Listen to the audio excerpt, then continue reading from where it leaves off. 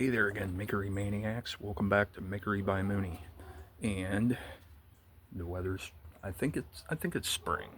Basically, we're in March, beginning of March. Yes, we do still have some coldish nighttime temperatures. Nothing crazy. And I said I was going to do some bow design videos, and I'm in it. So today we're going to talk about one of the more sort of boring elements of bow design, that's shaping the handle. As you can see, I've already kind of started it here.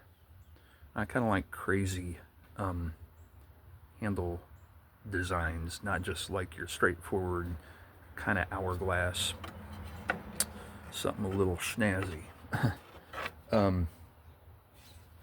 With this, usually I like to use a shoe rasp just because it's smaller and you can get in tighter spaces, but it's a little slow going.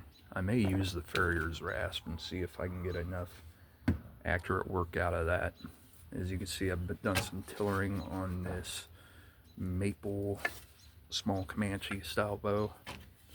And if you look at my design here, we're going to start rasping on the edges of the billet of wood and do the three passes with rasp in the deepest part of the handle, 2 passes here and then 1 pass there, and then vice versa on this end. Alright, we'll get it in the vise and get into it. You may use a sander a little bit too. I'm an advocate of what I call hybrid tillering, and you're not just using one tool while you're tillering, you're using several different kinds of tools. Sorry, I tend to not talk loud enough on these. Rather than putting it belly up like we do to tiller, we're going to put it in like this so we can get that handle shaped.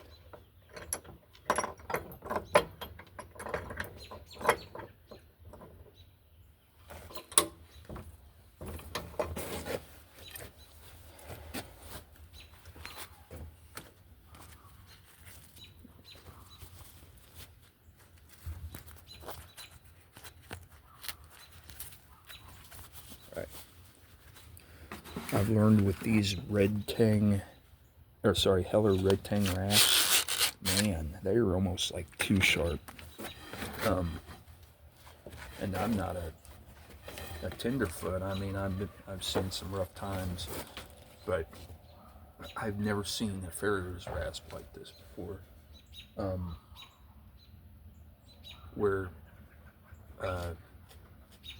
I was doing it with no gloves on, because I never wore gloves while working on a bow, and like my hands are all cut up. So whether you're shaving horse hooves or you just prefer more traditional woodworking equipment, I mean, it's gonna cut through the material for sure. Let's see if it can work.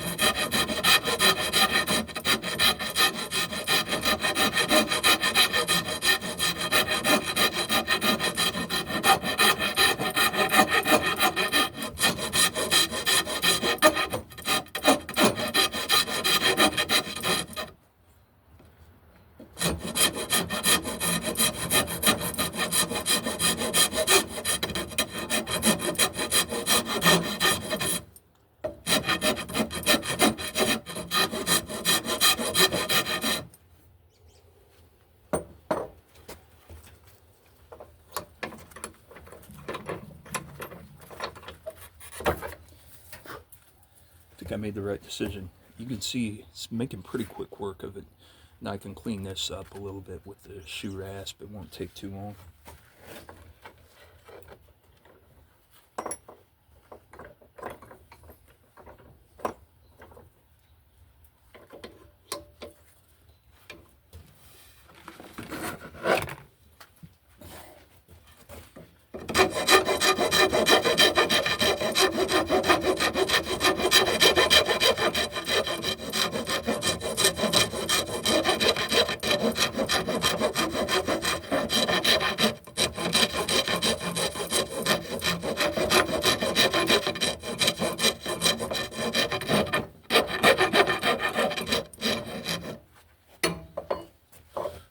clean that up a little bit with the old sander here.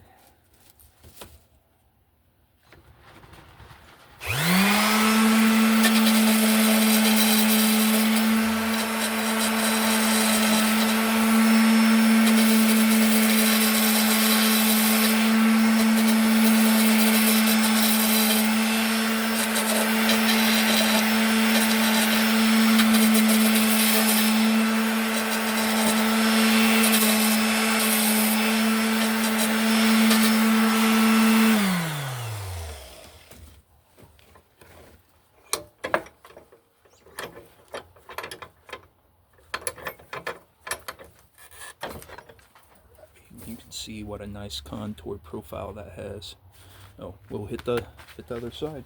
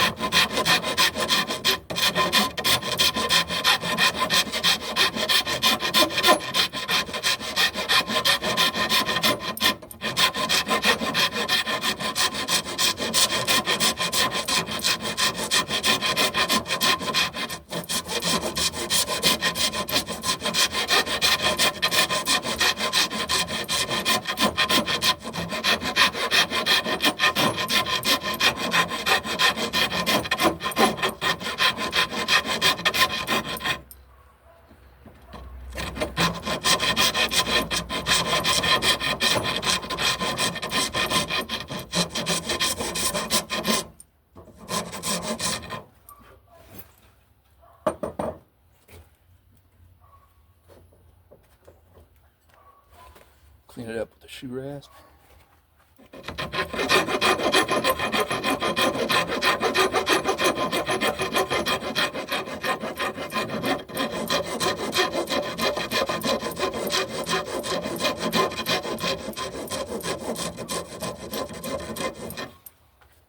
And get rid of any tool marks with the sander.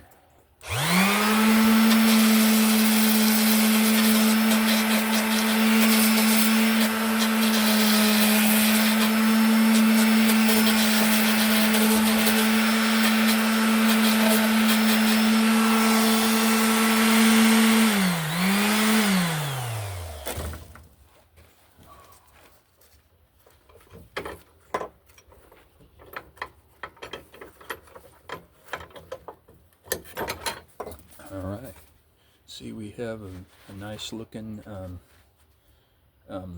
traditional bow handle. I used to like made layered handles from exotic wood and whatnot, but I'm really just been into what's called self handles lately, and basically the handle isn't an extra piece of wood, it's just part of the bow. If I ever get into making commissioned works with bows, like I do walking sticks, I may get into fancier things, just whatever the customer wants. We'll have to see if it ever develops like that. I want to show you guys, I've been working on the tiller of this bow.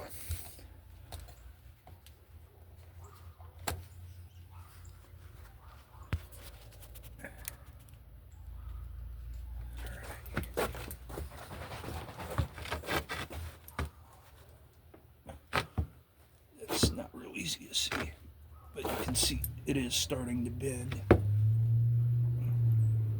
It's kind of slow going. It is a slow, tedious process.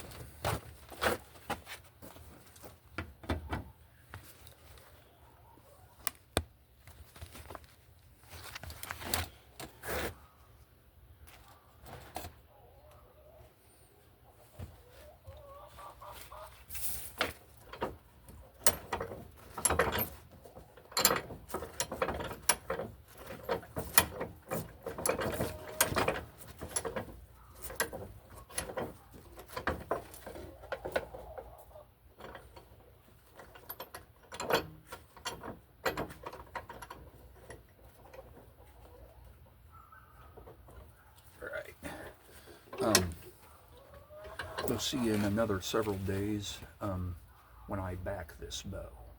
I tend to go with synthetic backings, and I've only made like one unbacked bow. I just like that insurance that doesn't mean it's not going to break, but at least it's not going to like explode on you and you're going to get hurt and all this other stuff. But thanks for all my bowyer brothers and sisters out there that keep watching these videos, and we'll see you then. Thanks.